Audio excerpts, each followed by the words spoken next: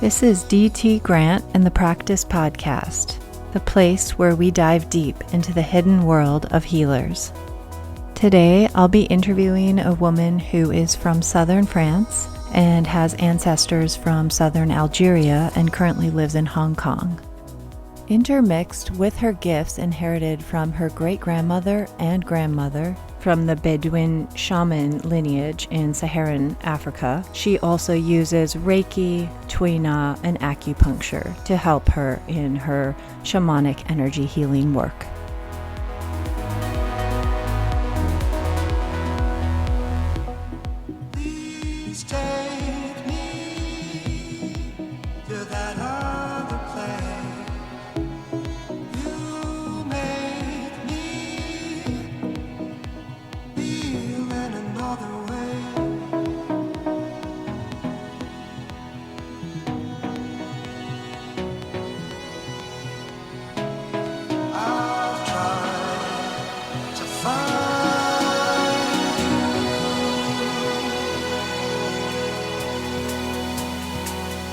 And now, welcome Sabrina Villard. Hi, how are you? I'm good. How are you? Good. I'm going to start with a few-minute sample of my experience with a consult with Sabrina that lasted over an hour for me. I laid on my bed in the beginning, and she scanned my body while I listened to music from a chosen playlist. In the end, she downloaded everything she experienced from the process of going through your body from your toes to your head. My own experience was that she was incredibly accurate, knowing very little, actually nothing about me.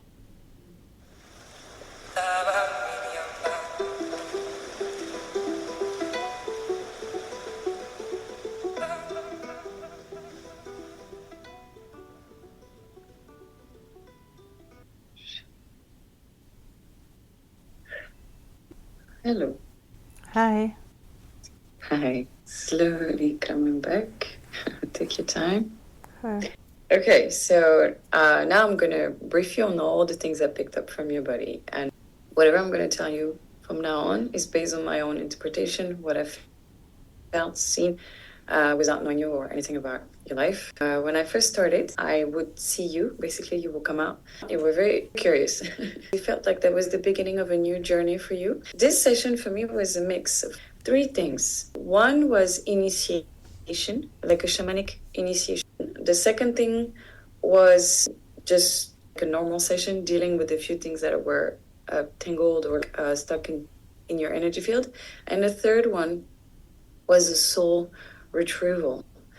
So it's almost like finding pieces of your soul that you've lost along the way. So under your feet, under your toes, this is where we find the core value of who you truly are. So here was really, for me, the start of a shamanic initiation here. I'm going to jump to your heart. Something has happened to you here during your childhood that definitely has hurt you, but then has put you in a bit of a shell. And then from there, you started to build up that wall. You lived your life with it. And from that point, it's almost like a part of your soul has been removed. So here, for me, was just bringing these parts back to you. On your third eye, you mentioned that you could not see. I opened it. Because for me, it was part of the initiation that I had to open, because for you, the vision actually will be coming.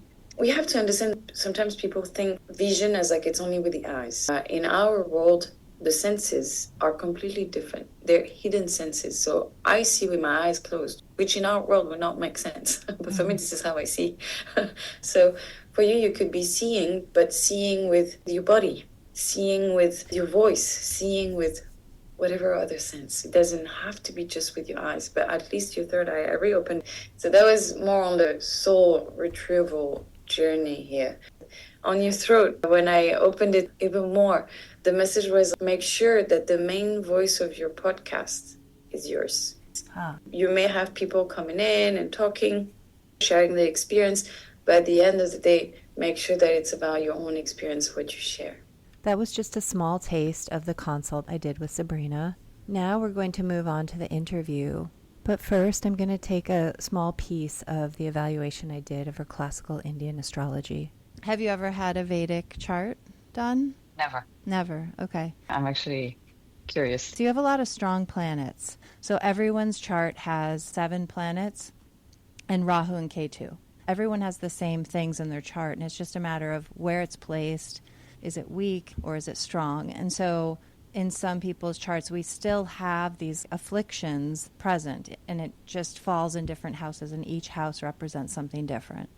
And you're actually in Rahu for 18 years, and it ends when you are 42. You're about 40 right now. It's not bad in your chart. It's just usually causes a lot of challenges. But yours is in the house of relationships. Yes. I don't know if you're Exactly. having... When is this? Oh, dear Lord. When is this ending? No. 2 years?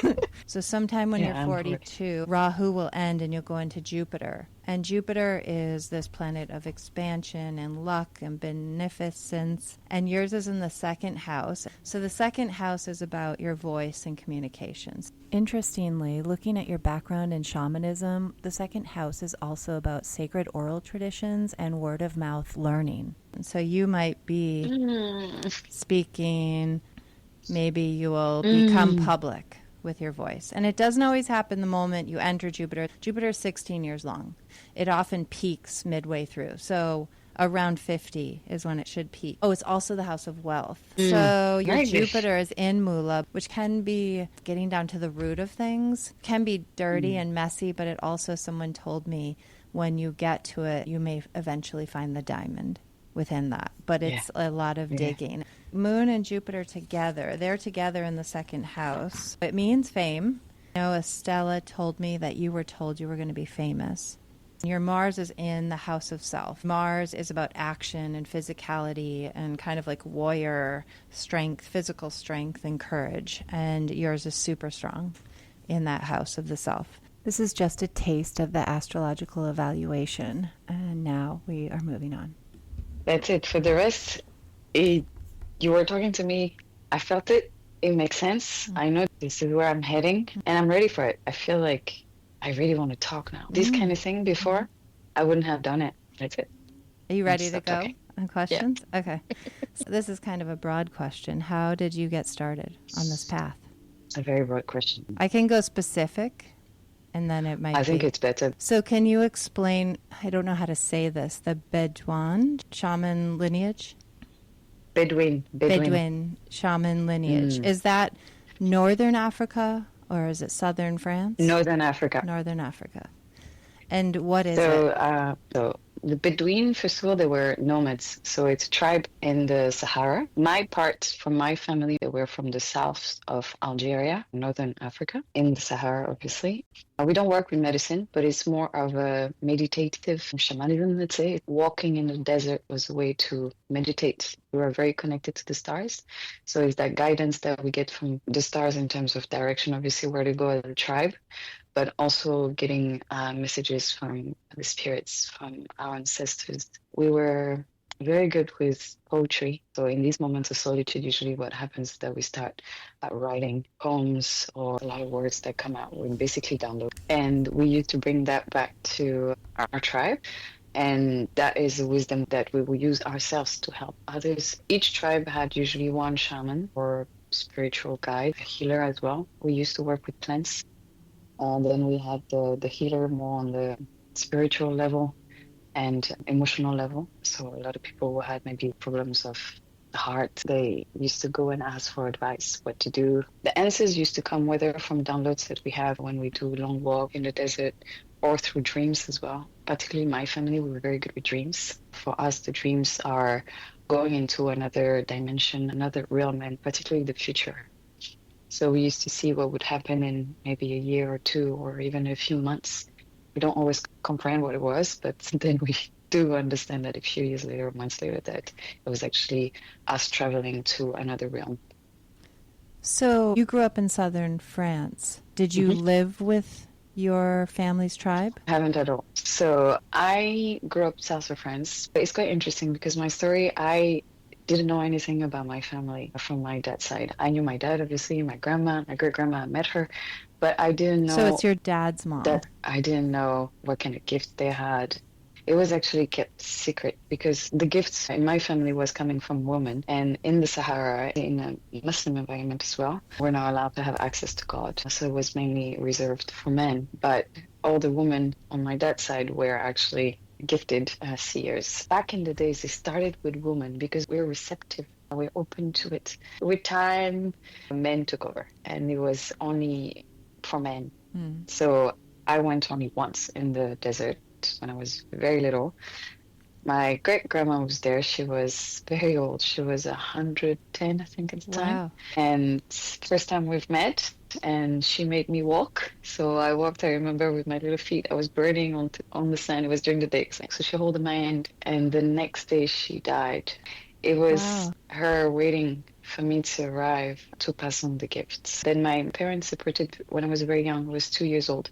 So I lived with my mom. So I was completely disconnected from this side of my family. I'm going to separate my great grandma from my grandma. Okay. My grandma was the living one.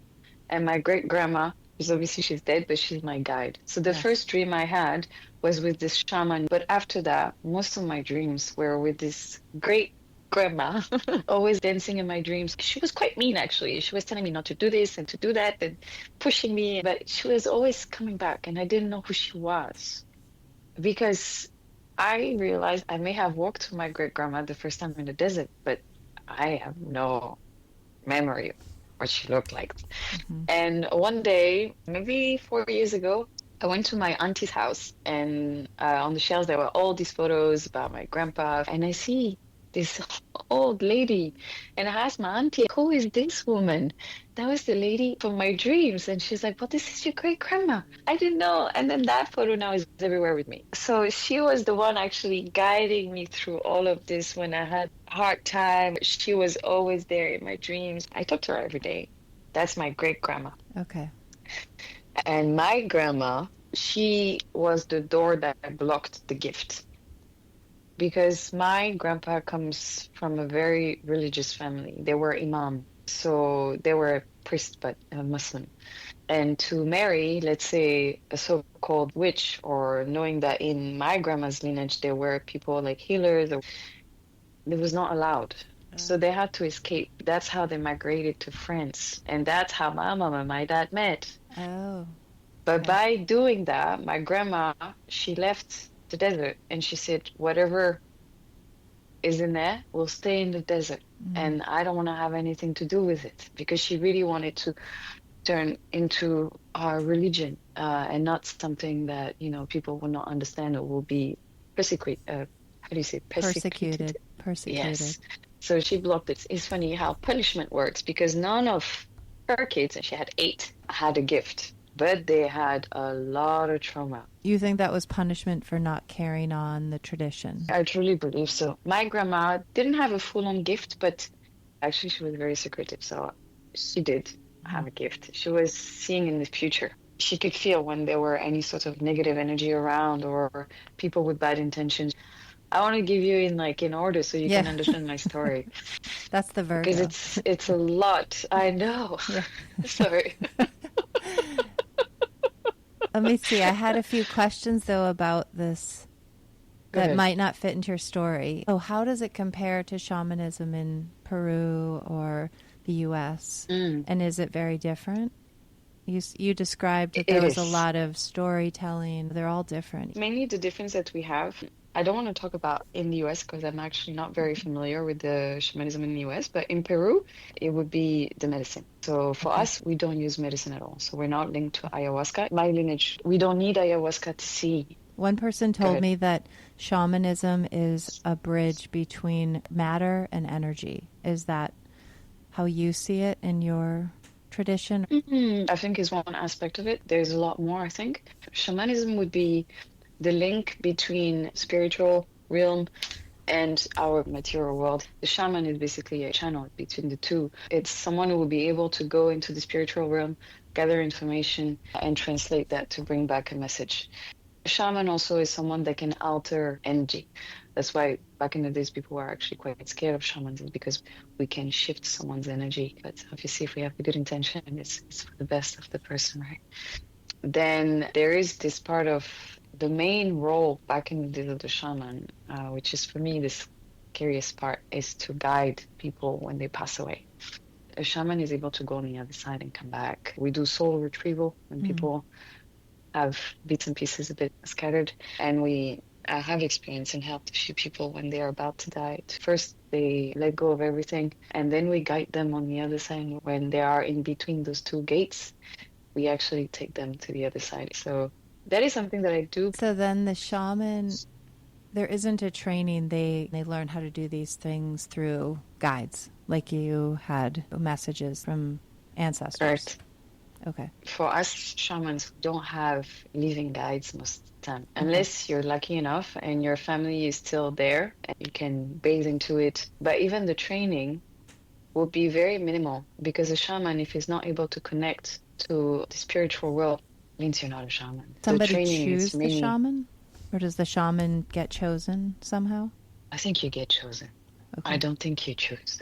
I do believe it comes from some family lineage. It's a blood lineage. It's not something that we go to school and we take a certificate. If it's not in your blood, you will not be able to do it. For example, like bringing a soul on the other side.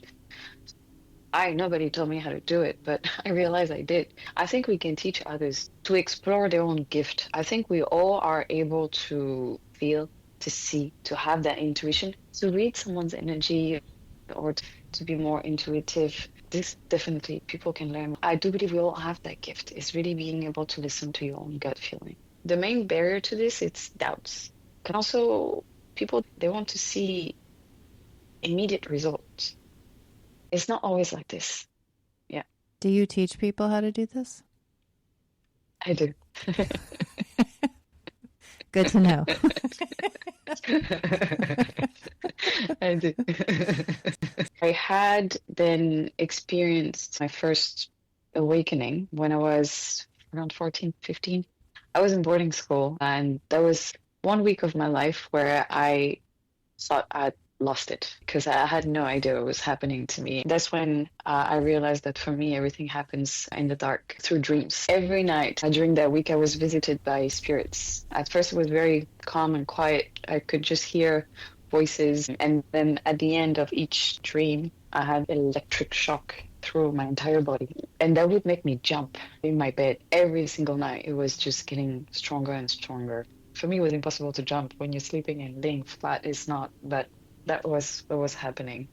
The voices were louder, and the shock, the electricity was just insane at the end. And I got really, really scared. Towards the end of that week, voices were actually calling my name, Sabrina, Sabrina. And then the electric shock started to become a bit more clear what it was. It was actually spirits going through my body as if I was a gate. And the last day, I started to see auras or light around the bodies of people. I started to read people's mind. It was not real to me. That's when I got crazy and actually escaped from boarding school. I ran back home. I told my mom I'm an only child. I cannot live with people. I'm glad I'm 40 years old and now I can tell you what actually happened. So it was an awakening, and I was sharing my room, and there was me, the brunette. There was a blonde lady. She was praying every day. And another one, she was red hair. And she used to call herself a witch. I was raised Catholic, and I used to carry a deck of tarot cards, and I used to read cards to myself every single day. For me, that was the thing that people used to do, and I didn't know that people didn't know how to do this. Did your mom do that? No, I saw one day in the store this deck of tarot, and I bought it, and then I read the book, and naturally I started to see through cards, and I thought everybody did that because there was a little booklet. Then every weekend I was playing the Ouija board. This is how you call it in English, where you call upon the spirits. So that also, I thought it was one of those games that people did on the weekend, but it wasn't.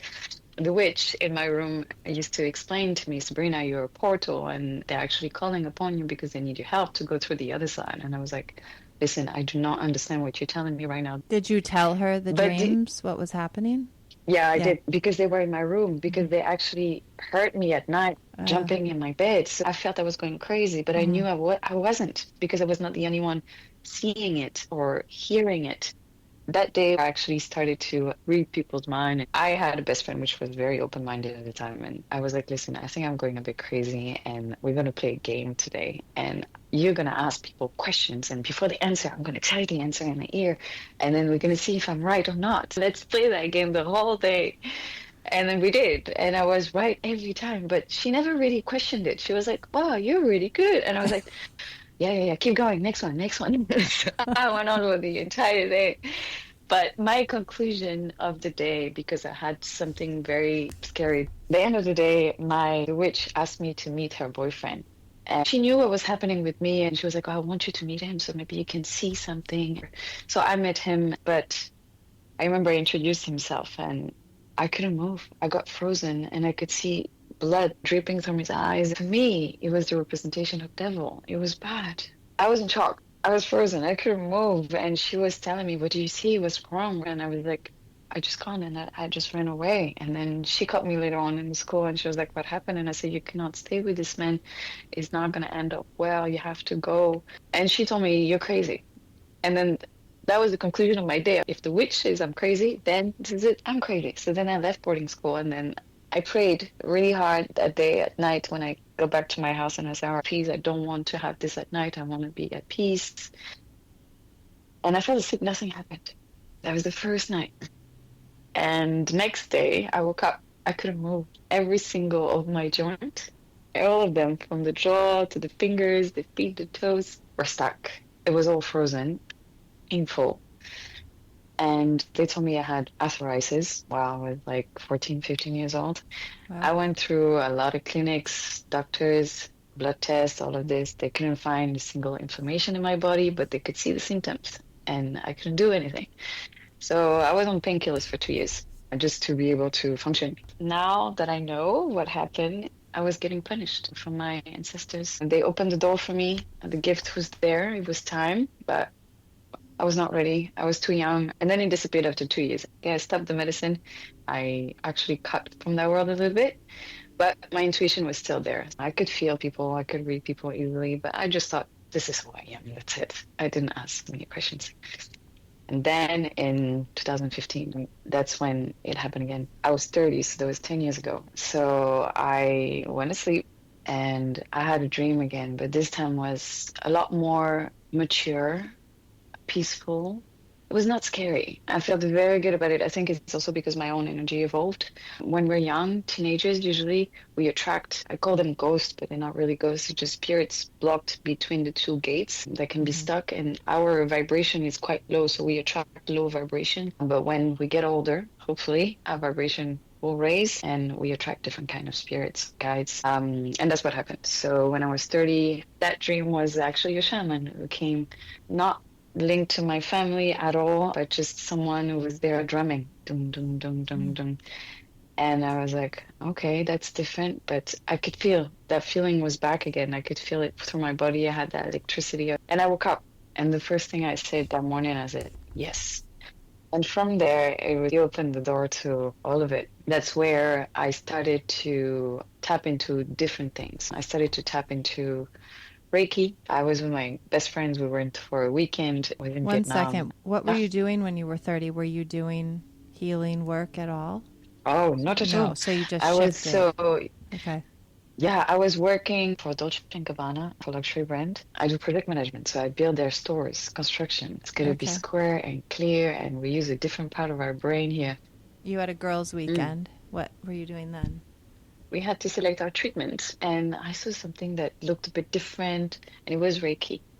I never tried this. I never heard that name before. And I remember I was laying down on a massage table, eyes covered. Well, if we know Reiki, we don't touch the body. The hands are placed above the body, and we just work with energy. If it's well done, we should feel things. So I was laying there, and her hands were definitely not touching me, but I could feel the heat coming out of me and like moving everywhere, almost like if I had bit of a dragon inside. It's quite interesting because the dragon could be quite aggressive as well. So I sat up and I said, what the fuck? This was very vulgar. And she got very scared. You know, she was a little Vietnamese. She was like, oh, I'm doing Reiki. I'm sorry. I'm sorry. I'm sorry. I was like, please don't be sorry. I'm sorry. I apologize for my reaction, but it's just that you turn on the fire inside here. And then I decided to go with it because I kind of traumatized her. And then I started to study that energy that was growing and moving inside me. It's like her hand just triggered something inside and just give it life. During that weekend, I started to have a lot of dreams.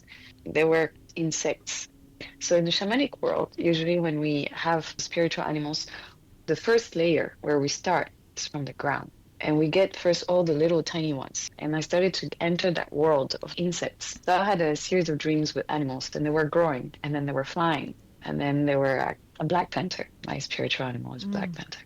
So that was the weekend. And I could not really fully express that to my girlfriends because they knew something was happening with me because they could feel a shift, but I could not explain. If you can't understand it yourself, how can someone else understand it? So I was not ready. I'm just going to leave it brew inside. And then when I'm ready, I'll start talking because I don't want anyone to tell me again that I'm crazy. And after that, Reiki started to pop on my computer everywhere. So I signed up for Reiki level 1. I looked for a Reiki master in Hong Kong. I wanted someone very authentic. So I found that master and I did all 3 levels and she activated my hands. So this is where I felt that electricity starts with temperature, pain, tension. But then I used to always question my master. I am not a calm energy. I am fire. And she told me, I can no longer teach you, Sabrina. Your force is beyond mine. I don't know what it is, but I know you have something and you will find out. So just you saying you're fire. You're a Virgo in Western astrology, but the first house of the self, you have a really strong Mars, and Mars is fire. Go on. Yeah, so it's true. And I can have both. I can have the side where it would be very selfless, calm, but then I also have that fire. Mm-hmm. So yeah, Drive, I work passion, with both actually. Yeah. Yes. So this woman yes. said she couldn't help you. You were beyond her. Correct. But she taught me what I needed to know. I got what I needed from Reiki, and I learned that we can use universal energy and pass it on to someone to heal. I really understood that my hands could feel. So is Reiki from Japan? Yes, I don't know much. From Japan. Okay. So Reiki means you never use your own energy. And that's in every single healing or energy practice. You use universal energy. That means the energy of the universe. Okay, so they call it also divine energy or the light. In Reiki, it goes through your crown, down to your hands. Then I tapped into acupuncture. And that was really calling me. I was still working in the corporate. I went to the university at night for 2 years to become a clinical acupuncturist. So I have my diploma from Hong Kong University. Does that include all of Chinese medicine or just acupuncture? Only acupuncture. Only acupuncture. The interview that I had was with this old Shanghainese professor. And I lived in Shanghai also for 7 years back in the day. So we connected on that as well. Shanghai? Normally, is that part of China? Oh, Shanghai or Shanghai? Shanghai. Shanghai. In Chinese okay, it's Shanghai, but Shanghai. Okay, got it. I hadn't heard that. Okay. How do you say in English? Shanghai. Shanghai. Oh, Shanghai. Shanghai. And you say Shanghai? Shanghai? Yeah, okay. Shanghai. Shanghai. Okay. Yeah. Sorry. Normally, during that interview, if you do not have a medical background or diploma, you cannot be accepted to that class. I had no doubt. I followed signs, so I was like, I am going to take that class and I'm going to get the diploma. And she asked me, but you work in the corporate for Dolce Gabbana. You have nothing to do with us.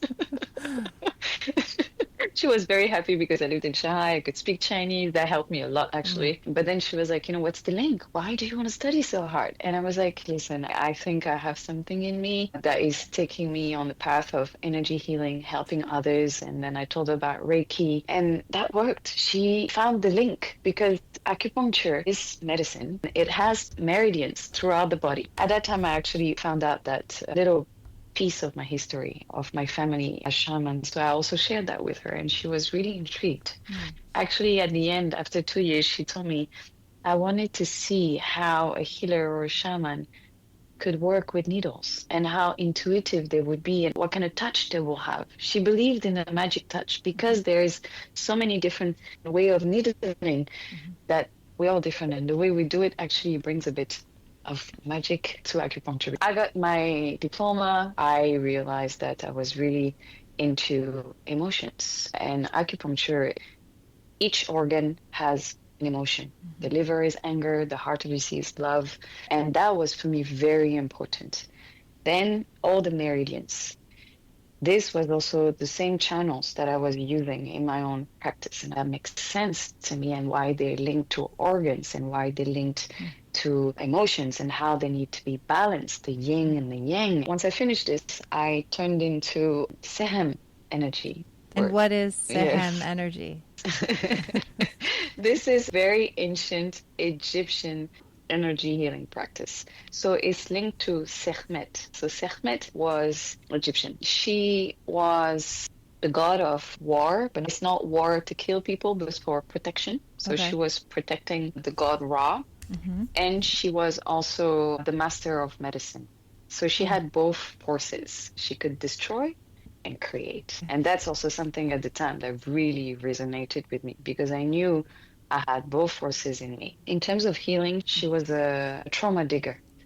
And that was actually my very first nickname. People used to call me the trauma digger because I could see only traumas. And I was very good at digesting that and releasing it. And that turned into shamanic energy healing. Okay. But first I needed to gather all my tools. And by gathering all my tools, I was also discovering myself. Sehem, so I discovered that she used the same meridian than acupuncture. So for me, that was a confirmation. I'm on the right path. I needed structure because Reiki, it's really going with the flow. I do go with the flow, but I also like to put things into boxes for people to be able to understand. And that's what I want. That's how we help people. We make sense. That's very important for me. So interesting. So, I can see all your parts in astrology. So I'm very result oriented. Reiki was something that helped me for many years how to describe myself, because people did not understand what shamanic energy healing was. Everybody knew Reiki, and I was like, well, similar. And then they stopped asking questions. So Reiki was really a way also for people not to call me a witch. Now I play with it because I'm very confident with it, and to be honest, I don't care about what people think anymore. But at the beginning, it's really important to have something that the mainstream, that means they will accept you. Also, I had to step out of the corporate, and it was a huge gap between Dolce Gabbana and a shaman. I get it. So when I first discovered my gifts, which means I had to go through my dad. So my dad was my translator through my grandma. Not that I could not talk to my grandma, but my grandma spoke French, but mainly Arabic. And to my grandma, in her mind, I could speak Arabic. And she refused to speak to me in French, which is quite interesting because every time she spoke to me, somehow I understood what she said, even though I never studied Arabic.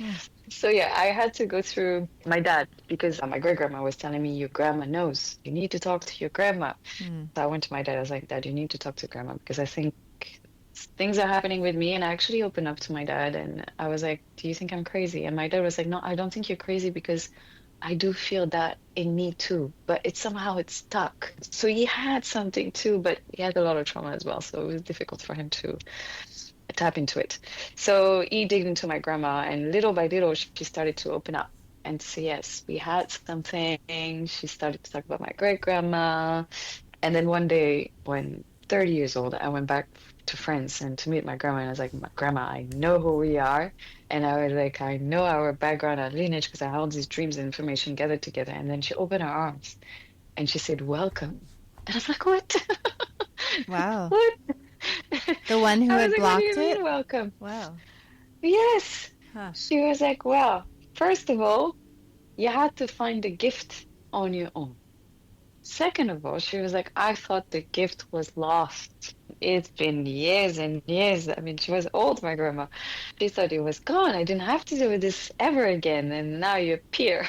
So that was one side of her. I was very surprised. She realized also her own journey that it was part of her. And I think not that she had regrets. She wanted to be reconnected to it. So she was also very happy of me showing up at her door and saying, this is who we are. And then she got sick and she was always calling upon me. She didn't want to see doctors. She was like, no, you can heal me. And then she really started to fall back into it. And I was like, Grandma, I cannot kill cancer. I was still there and trying, and she was like, see, already I feel better, it's working, but it was a bit late for me to enter the picture when she was sick. Then I started to discover things because one day I came to visit my dad. That's the day I quit my job. And I decided to go full on into my healing practice. And it was my birthday. And the next day was my dad's birthday. And I was like, I'm going to fly to France on my birthday. I'm going to start the real me, be on my path. And then I'm going to go surprise my dad on his birthday. I arrived and my dad was not surprised at all. He was like, your grandma told me you were coming. 2 weeks ago, she was like, I feel Sabrina is changing a lot of things in her life. You'll see she's coming to surprise us for your birthday. And I arrived to my grandma and she was like, I knew you were coming. And then she pulled out her bra, a little piece of paper. She had written the date, the time when I will be arriving. And it was already written. Wow. 100%. Wow. So this is for me when I started to discover that my grandma was really into the future. And then she started to talk to me a bit more about, again, what I could do, but I did not understand. She was telling me about how much I could heal and the future. And then she passed away. And the day she passed away, and it's funny because it's the first time in 1 year that I get a chance to see her twice. And normally I will only go to France once a year. And this year I went twice. And she cooks my favorite meal, like couscous. She woke up in the morning and she was sick, but she wanted for me to eat this for the last time. And I didn't know it was the last time. So she passed away. And the day she passed away, my dad used to go visit my grandma every single day. And they live in the same city. And that morning, my grandma, when my dad left the house, my grandma said goodbye in Arabic. But it's a goodbye that means I will never see you again. It's like a real goodbye. It's definitive. And my dad said in Arabic, he said, no, goodbye, but like, see you tomorrow. And my grandma said, no, goodbye. And my dad was like, okay, whatever, just, I go. That night, she passed away. So my grandma knew exactly when she was going to die, the age, the time. And that night, she came to visit me, and she gave me a blue light. And that blue light is the light of the future. And since then, I kept on doing sessions and I was seeing things and my clients were like, oh, normally you're not so far in the future, but the things that you told me, actually, it happened 6 months later. And now I could see actually years later. Wait, anyway, so she gave you part. blue light, but it's not actually a blue light. It's the ability to see in the future. It's a gift. Okay. Yes. So my great-grandma was more into healing, traumas, medicine, seeing in the dark, and my grandma was more into future. Okay. And so do you actually see things that are blue, or is it just you see in the future, you call it the blue light? The color, okay. no. The blue light is just because it's usually linked to that divine blue future light, but no. For I me, was I'm just sorry. curious This is my own dictionary. I see blue light when I treat people and I'm done. So I actually see kind of this iridescent blue. That third eye blue, it's a dark blue. Kind of darker, but it's glowing almost, iridescent. That's a different one. Usually this light is like, it's a third eye blue, it's a divine blue, and it's a healing blue. So it's like that color, it's almost like I want to say the work has been done. We healed. That's what I feel like. I also see that blue light and I know they're done. Then, yeah, that's your signal. Because different healers, different shamans, we all have our different language. But that blue, yes, usually is healing. When it's a very light blue, it's almost like a baby blue. This goes into a future. Okay. It's not light blue. It's not yet. We'll Who knows? Not yet. Maybe I can learn from you. So that was the female side of my family. And then I recently discovered the male side of my family. Still on my dad's side. All this lineage where, how do we call them? Sage?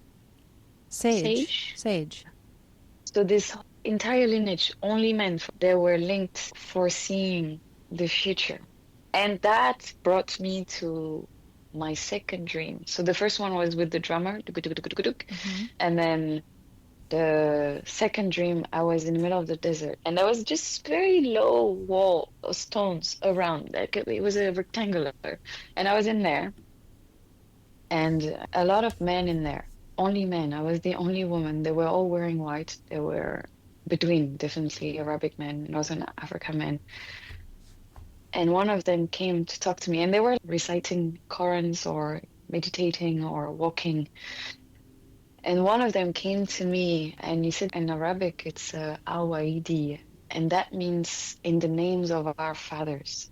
Told me this in a whisper, and it went through my body. And I did not understand obviously what it meant, but I felt at peace there. It's almost like I went to another realm. It was heaven. It was a temple without walls. It was all open. Everything could be possible. And there were these people discussing like wisdom and meditating. And that man that talked to me, I still don't know who he is. I still haven't found a photo. Maybe I will later. And then later on, I asked my dad, because everything in Arabic, I didn't know what he meant, even though they all think I speak Arabic. And my dad told me it's a religious thing that we say, it's like in the name of God or of our fathers. And it's quite interesting. See how my story is still happening, because I was in Morocco just 2 or 3 weeks ago.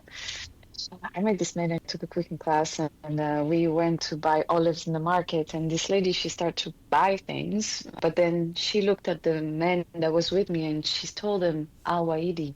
And I was like, oh, this is happening again. And the man next to me had to pay the bill. So there was this old lady. She was buying olives, and then she looked at the man who I was with, like an old grandpa, Arabic Moroccan grandpa, and she said those magic words, and he pulled out the wallet and he paid for her groceries. And I said, hey, what are those words? Can I say those words too? And you're going to pay for my bill here? And he looks at me and he was like, no.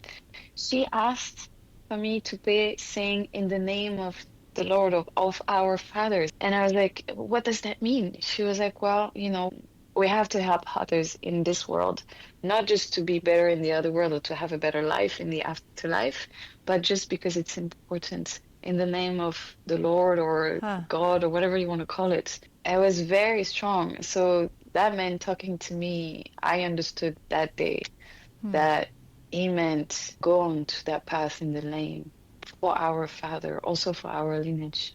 Yeah, I have a lot of stories with this man, which I discovered from my grandma before she died. I understood the signification of those words and how it could have impact on others and how we have to help others. Right. And I haven't heard these words in real life. I only heard these words in a dream.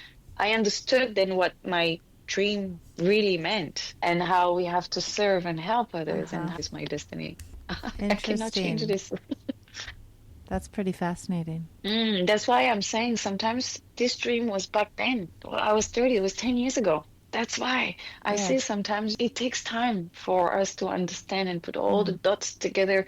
After a few years or experience, we're like, okay, I got it. I feel full. I'm complete. Bullshit. Might not come for 10 years or longer. What the hell? Or longer. It doesn't mean you stop the process. Right. It's just that sometimes little pieces like this, which are very significant to your journey, you could understand them just much later. Right. But when you understand them, that means you're ready. The first part of my journey was to understand the women lineage of my family, to understand about energy healing, how it works, my own gift, how I can use it, being a seer. And now, just 3 weeks ago, I understood the much bigger picture.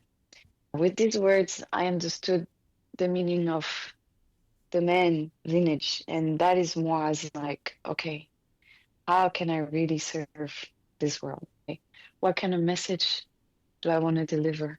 Because they were all about writing and sharing wisdom, and that is the most complicated part, I think, the healing part and helping others with the healing practice on a body level. Or the other part, it's like, what's the true message here? Or because this man felt very charismatic, they were in a temple. That is now my next chapter, which will be more difficult. Yeah, that will, and it will reveal itself at some point. It will. That's why if I would have understood or heard these words maybe 5 years ago, I was not ready. Right. I needed those 10 years to be like, all right, I practiced enough. Now what's next? And it's fully aligned with my path and what's happening next and what I want to do. So we got to trust. Trust is a very big thing in our world here. I've learned from this. I can help others because I've been through it. Right. This is what happened to me. This is what I did to get out of it. Maybe I can help you too. That was part of the learning. That's right. I do believe we learn through it. It's in the darkest skies that we can see the brightest stars, Yeah. and it's not in bright light that you're going to learn anything, but it's in that darkness that you will see that diamond, as we said, you will be able to dig and find it, and that will be your lesson. And then you keep gathering them until you have a full sky Right. full of them. And that takes time. If we look at the most famous artists and writers, and they're the most tortured people. I know. They are. Just tell me briefly about Tui Na. So Tui Na, it's a Chinese medicine branch, and it's more of a Chinese body treatment. Okay. It's like a osteopath, a Chinese version of it. Okay. So it's really different movement of the hands, how they roll, how they On push, the muscles, pressure. fascia, ligaments, the whole body. Exactly. They use acupressure points as well. So it could be linked, but not so much. If Okay. you're not an acupuncturist, you could do Tui Na separately, but you will learn certain points. Is it tiring And to do it? it's particularly the techniques. Again, same that any sorts of energy healing practice, we don't use our own energy. It's like when we do Kung Fu. In Kung Fu, you will use the enemy's strength to leverage and to push. Oh. It's not tiring. Okay. But you need to have a bit of muscle, I have to say. Right. Because it's a lot of rolling and pressure. Tui Na is a bit more energetic. It's not gentle. Well, just tell me, on your website, you talk about shamanic energy healing and the benefits, and you have a list of things that you treat. Can you just touch on those things? Here I have you talk about stress reduction, emotional processing, increased self-esteem. There's also enhanced fertility, coping with grief. So there's a lot of emotional stuff, but then there's physical as well. Would you have things you want to add about that? I work on the emotional level and physical level because for us it's linked. So for me, for example, if you have any pain in your body, or even if you have ulcer, sometimes even cancer, what we believe is that it's actually linked. I started from an emotional trigger. It's because we will first start from the root of it, and then that will release and work on the physical body. When I first started, I worked only on the physical part. I was removing pain because that's the only thing I could feel with my hands. I had signal on my own body, and I was working a lot with Tui Na to remove that pain, but then I realized that was not enough because there was another aspect of it.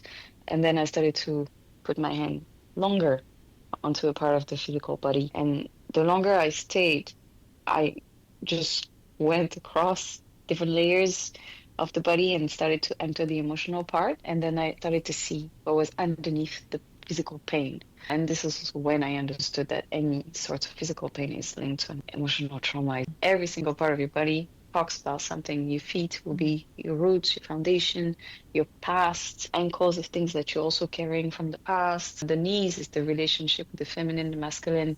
The best way to understand it is the shoulders. The shoulders is stress. So if you feel tense, heavy, it's because of stress that you're carrying. Your mind, obviously, headache. Maybe you have a lot going on here and that's creating a headache. Throat. I don't have a cold, but I'm always like coughing, or maybe there's something that you don't want to express, truth that you're hiding, or you don't talk, keep a secret. You know, I've had moments when I treat people and I feel things in my own body, and only a couple times have I thought, that's weird. It's kind of what's going on in their body. But I don't pay attention always. I know. I'm sure you pay attention, but you don't trust the signals. Oh, when I was working purely on the physical body, because I didn't know what I was doing until a lot of thoughts started to come through my mind. It's not coming from me. And I started to ask questions to my clients. I started to understand that these thoughts were actually coming from them. Sometimes I had the craziest things going through my mind. I remember one day I saw a woman in the kitchen, and then she wanted to put the little daughter in the cabinet and close the door. Then I saw another image of her in the bathroom and locking the door and wanting to be alone. And I don't have kids. I was like, this is not me. So I asked her, do you have kids? She was like, yeah, I have a daughter. I was like, oh, do you miss having time alone? She's like, yes, I'm so happy to be here with you today because my daughter is not here running around. I'm like, I like, do you spend a lot of time with her in the kitchen? She's like, yes, and sometimes I wish I could put her in the closet. I'm like, that was the day.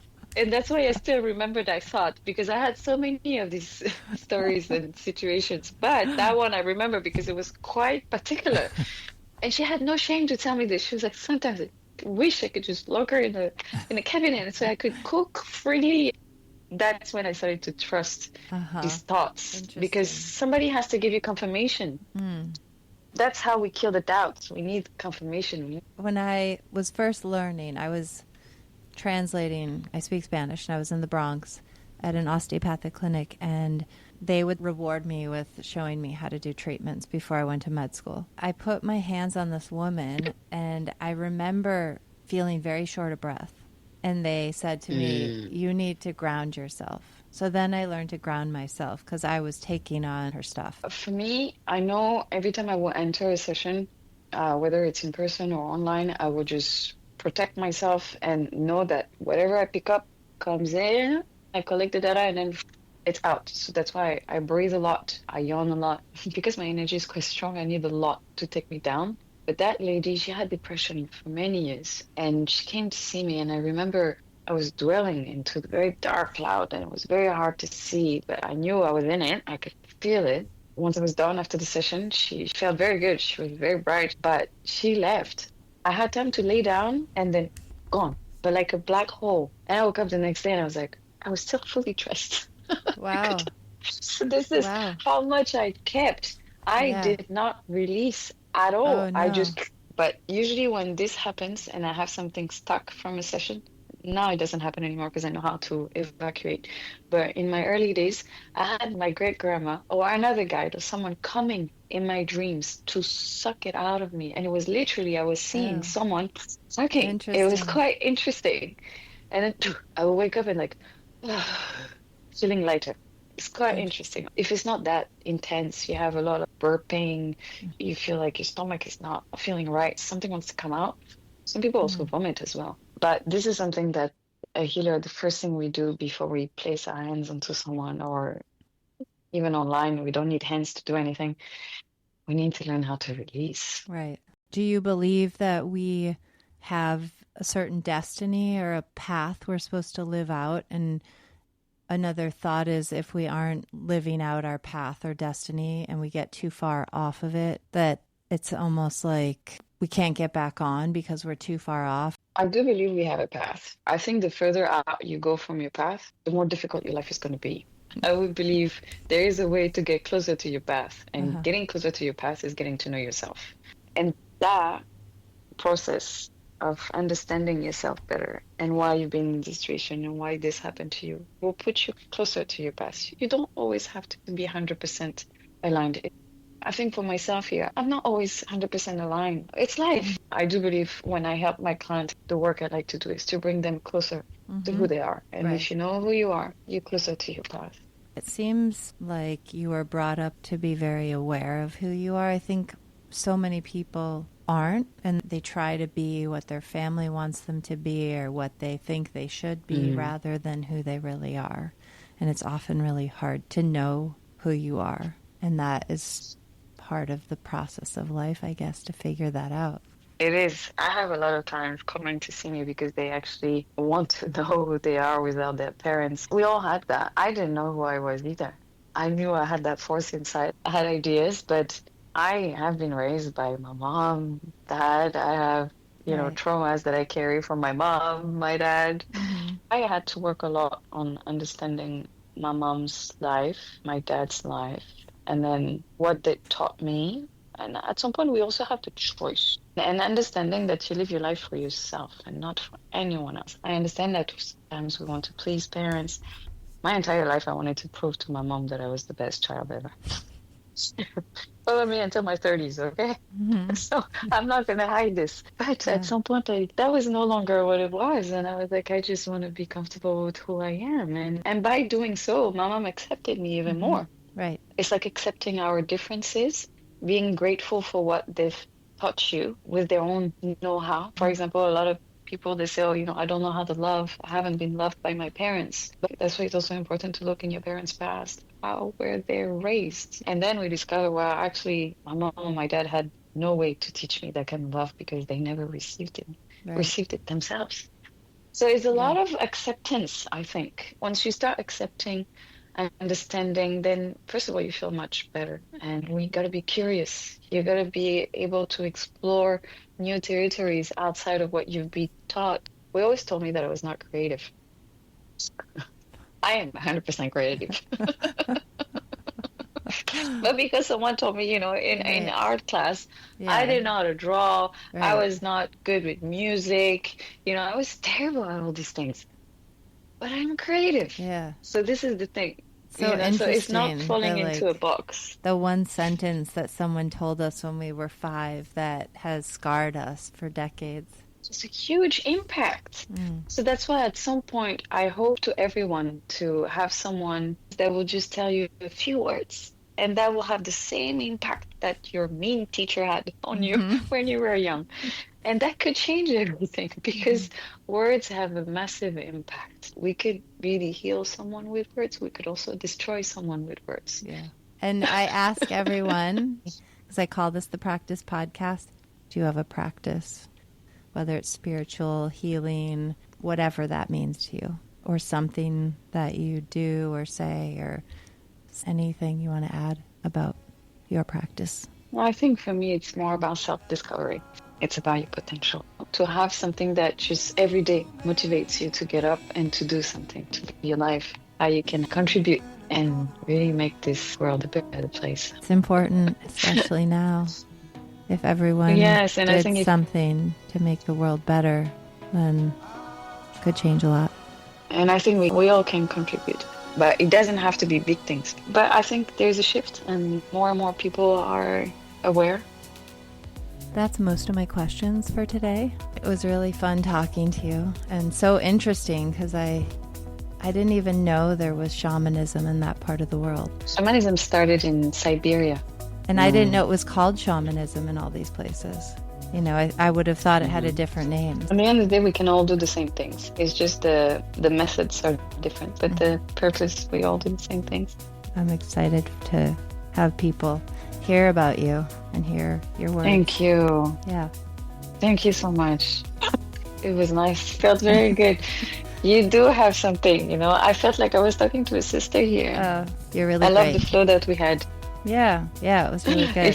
So thank you. I love that. Thank you. Have a good day. I'm going to go to bed soon. Yeah. This concludes the 8th interview of the Practice Podcast. I'd love to thank Sabrina for her wise insight into my own personal life, as well as her willingness to provide honest answers and reflections, and for confiding in all of us her own story of her journey and how she got to where she is today. It's a real pleasure to have gotten to know Sabrina a bit more. I'd also love to thank Estella for introducing me to Sabrina and gifting me a consult. I would never have discovered her otherwise. I would also love to thank the band Modera Cayenne for letting me use their amazing song to find you. If you'd like to learn more, please visit my website, www.thepractice-podcast.com, to learn more about Sabrina and my other interviews, and follow me on the Practice Podcast. This is DT Grant wishing you a magical and inspiring journey towards health. Thanks for listening.